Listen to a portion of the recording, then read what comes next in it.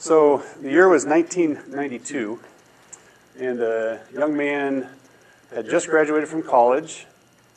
He got married, moved to a different city so that his bride could finish up her college degree, and got a new job. As they got started, they got settled into a church, into this new town, and as they were in that new church, they met a gentleman by the name of Dale. And Dale was working for a technology company, but he was feeling called to ministry. And so he was doing a startup. He was doing another startup technology on the side with a view to eventually go into full-time Christian ministry. And this young man had a real interest in entrepreneurship and also technology, and so he started interacting with Dale, and before long, he was working for the startup company. Now, the thing was, the company wasn't making any money, so they couldn't pay this young gentleman. But he was like, oh, that's okay. The business that this startup was doing was called Quick Cars, which was kind of basically, this was before the World Wide Web, before the Internet, and it was cars.com before the Internet. And 1995 rolls around, and 1994, the World Wide Web gets started, and so they're like, well, we've got to get on this new thing called the World Wide Web. So the young gentleman taught himself HTML and Perl programming, and before he knew it, they had transitioned this business of quick cars onto this new thing called the World Wide Web. Dale was really feeling called to ministry. And so even though the business wasn't doing well, wasn't making enough money to support one person, let alone two, he said to this young man, okay, I'm going into ministry, this is yours. And we were like, we've got to do something different to be able to generate revenue for this new company. And so they said, well, let's try something really different. Let's try selling CD-ROM software, and let's just see what happens. So they put the supply chains that they needed in place, and the first week after they put the CD-ROMs online, again, this is 1995, their first order was from Argentina. They're like, wow, this is crazy. Well, unfortunately, the business was a little bit too early in terms of the people hadn't adopted it yet, and probably this young business guy, young man, probably didn't quite know what he was doing. So, but he was able. So even though that business ended up not working out, a couple of years later, a ministry was hiring, and so in 1997, the young man, they were hiring for the role of a webmaster. Remember that term? And so the young gentleman said, well, I've created a website or two. I'll go ahead and apply. And he got the job. And it was for an international ministry called Back to the Bible in Lincoln, Nebraska. And if you haven't guessed, that young man was me. And just think about what happened between the year that I graduated from college, 1992, with a degree in Bible humanities, to the time that I started working for a ministry of Back to the Bible in 1997 with the job of a webmaster. That job didn't even exist when I graduated from college. Now I'm going to ask you a question. Think about all of the things that you and your mission, your rescue mission, use on a daily basis, regular basis, that wouldn't be possible without the internet. So just call out a few. What are some of the things, personally or as a mission? Case management. What's that? Case management. Like what do you mean? Case management, because why? We are working with a large volume of individuals, and to make sure that everybody's on the same page, not just in our organization, but other organizations. That's crucial. Okay. But what are you using how are you using the internet to be able to help with the case management? Is it the software? Is it communication? Is it software? Or what is it? It's the software we use for the communication. Okay, software that you're using for the communication is internet enabled. Great example. What else? Donor tracking. Donor tracking. Wouldn't be able to do that. It's probably some of you remember what it was like before the internet. Yeah. What else? We use thrift cart in our store. Thrift cart. Internet enabled. Point of sale. wouldn't be able to take credit cards without it. Education. Education, yeah. Students depend online. That's a whole other area that your ministry would not exist without the internet. Yeah.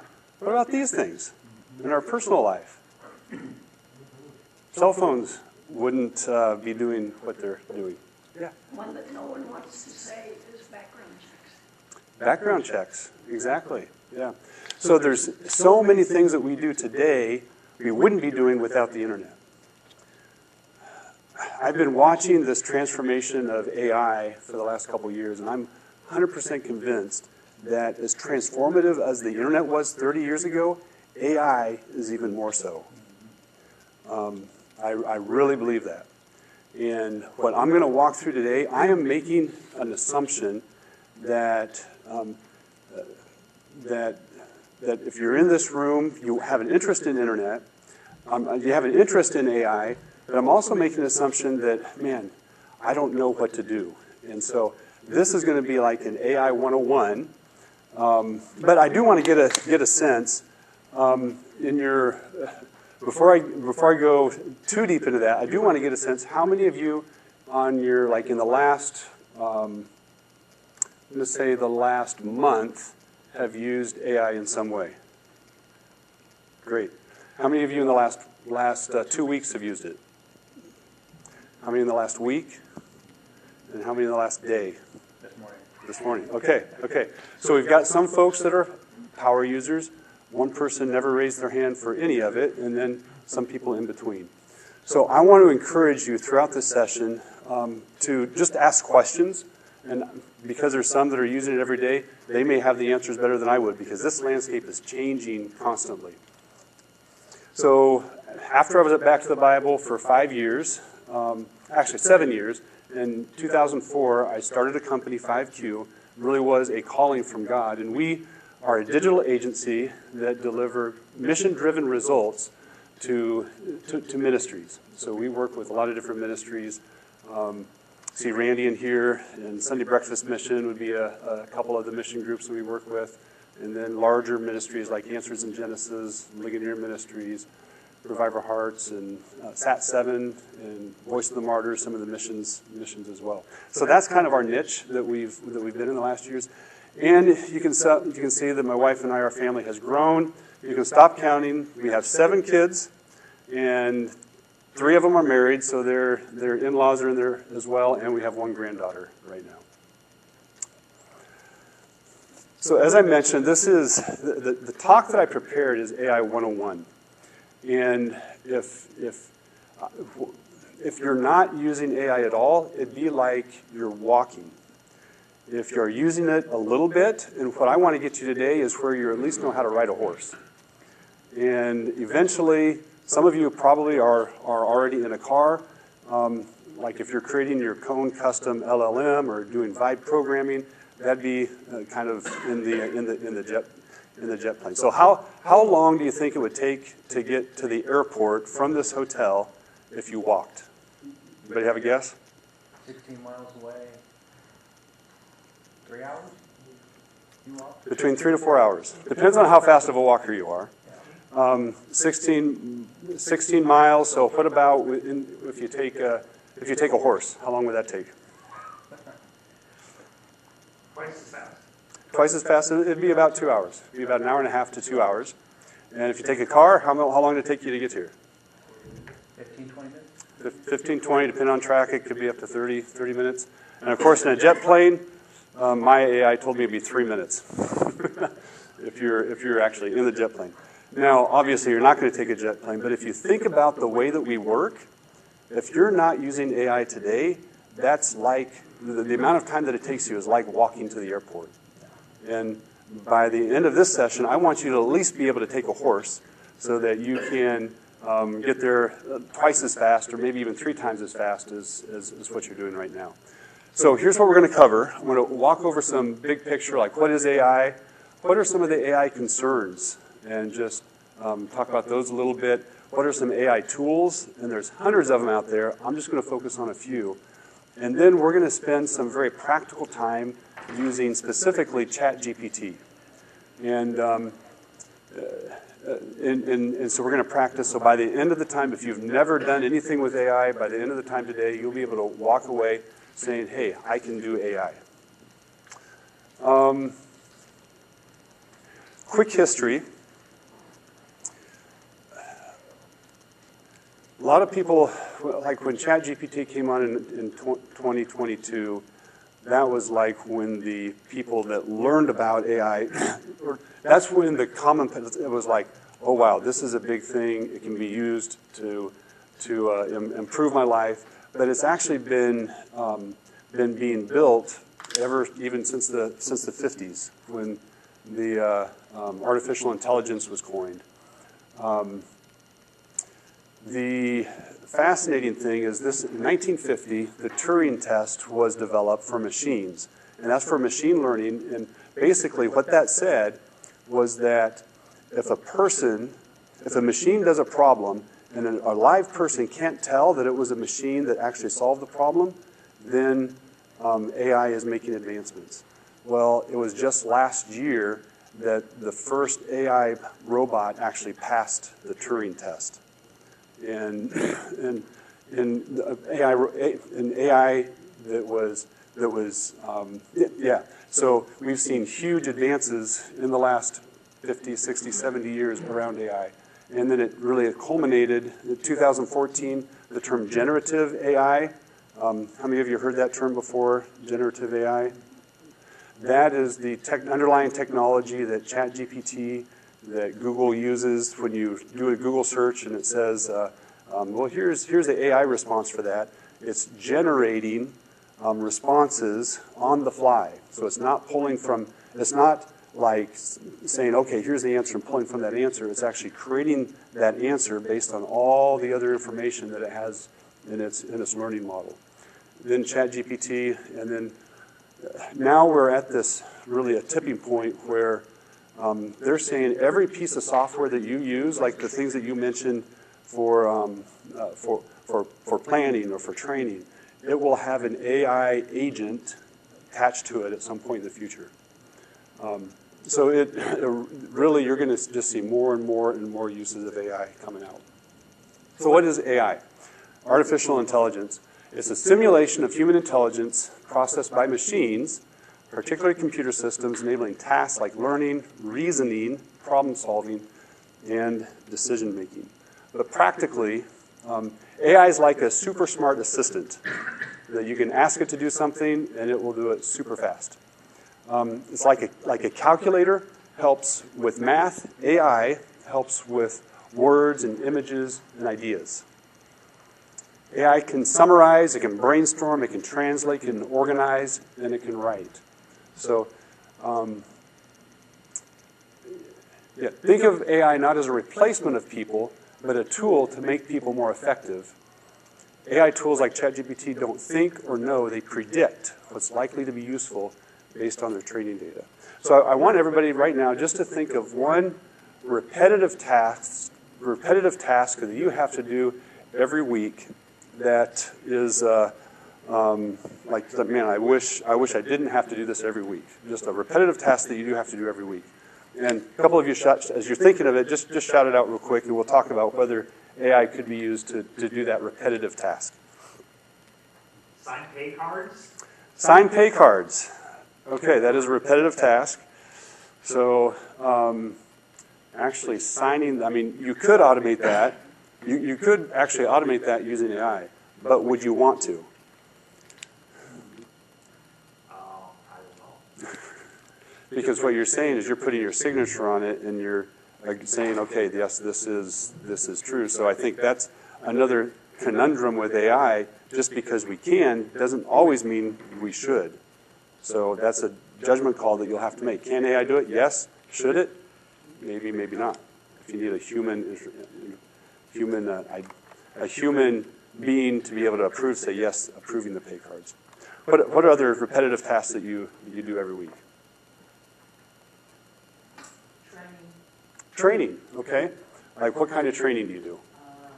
Like in the kitchen, training people to do the same thing every week. Do this, don't do this. So the physical training that you do you have like a checklist We do, that people use? yes. And- Sometimes they just walk by, they don't see it, and you just, Okay. every week. Yeah, so every week you're doing the training piece. AI could be used to be able to help create and create that checklist. It could be used to be able to identify the maybe different ways of wording the checklist that might make better sense to people. Will they be able to actually train people how to do in the kitchen? Probably not today. So yeah, one more repetitive task that you do every day. Also working out. What's that? Working out. To work out. Working out. Okay, yeah, I can't do that for you. Paying bills. What's that? Paying bills. Paying bills. Yeah. AI would be able to automatically generate those bills. There's other software systems as well that could do that to help make that things go more efficiently. Yeah. So you'll see just in these kind of off-the-cuff examples, sometimes AI will be able to help, but in like repetitive tasks, but it doesn't necessarily mean that it will. So, and sometimes it might be able to do it, but you have to use discernment. Should I be using AI to do this task or not? You're probably already using AI and you don't know it. How many of you use Google Maps to be able to find the hotel? You're using AI. I just saw this when I was creating this presentation. This is in Google Slides. It said, hey, would you like to create an image? And so it gave me a prompt. Probably 90% of the images, probably 80% of the images that you're going to see in here were created by AI. And then we already talked about this a little bit. In Google, at the top of everything, you see an AI overview. And that's not, sometimes it'll give it source down below, but it doesn't always give the source. And it gives a summary of all the source data that it has. It gives a summary trying to answer your question without you actually going to websites that have already answered the question. Yeah, go ahead. So when you do a Google search, you're going to get whatever it is. Like say you have a question and you do a Google search and you're going to have an answer. Is that part of Google or is that AI? Yes and yes. Okay. Because I've been using that. I don't know about AI. Yeah. So when I do a Google search, I will get answer. Mm-hmm. And I'm like, is this AI or is this Google? Yeah. So historically, Google would index the entire internet and try to answer your question by pointing you directly to the website that it thought best answered your question, right? Well, with AI, it still scans the internet and it takes all that body of knowledge and then it tries to summarize all that body of knowledge and trying to answer your question. Does that make sense? So in working out, I guess you could use it to work out. You could use AI to generate a workout program, and you could say, hey, I wanted to emphasize aerobic 3 days a week, or maybe 2 days a week, and upper body 1 day, lower body 1 day. Can you give me a workout plan for that? And it will generate a workout plan. Maybe you can say, give me a 30-day workout plan. And it will generate a 30-day workout plan, not just from one specific source, but it'll take kind of a body of knowledge and say, this is what we think, based on your parameters, that will be a good workout for you. Does that answer your question? Good. Good.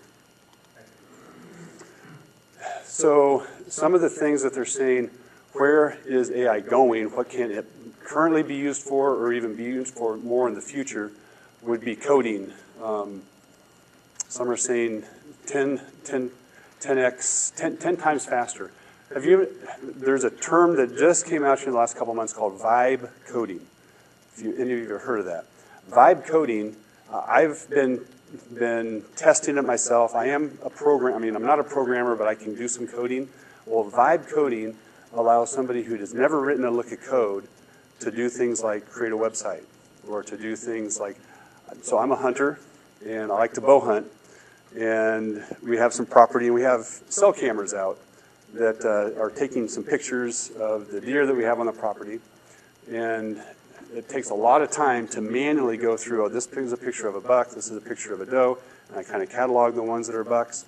Well, this last weekend I started working with vibe coding, and I created in a personal project, I created a machine learning that I didn't write a lick of code, but it actually can look at every picture in that folder and say, this is a buck or this is a doe. It can do that in 2 seconds. It can process 2,000 images in just like a minute compared to what would take me hours and hours to be able to do that. I didn't write a lick of code to be able to do that. So that's the kind of things that it's going to change the industry that I'm in a very significant way. Analysis, transportation, medicine. Was talking with a gentleman 2 weeks ago. I was at a conference called the Missional AI, and there was a gentleman that had just graduated with a PhD from Chicago University, and his whole thing was he was in the sciences, and he had actually created an AI model that will model the chemicals that will take to do things like cure cancer. It was amazing what he was doing. Marketing is being used for that a lot, being able to tailor products, education, being able to customize, tailor the learning, personalize the learning based on where a person has said this is what they want to learn. Another is personal skills growth. It gives a person the ability to wear multiple hats. Let me just use an example. 3 weeks ago, in our organization, every Friday we call it Learning Friday. And I asked a few people, I think there were 6 of them, so what have you been doing in AI? Could you just share 5 minutes of how you've been using AI for your work?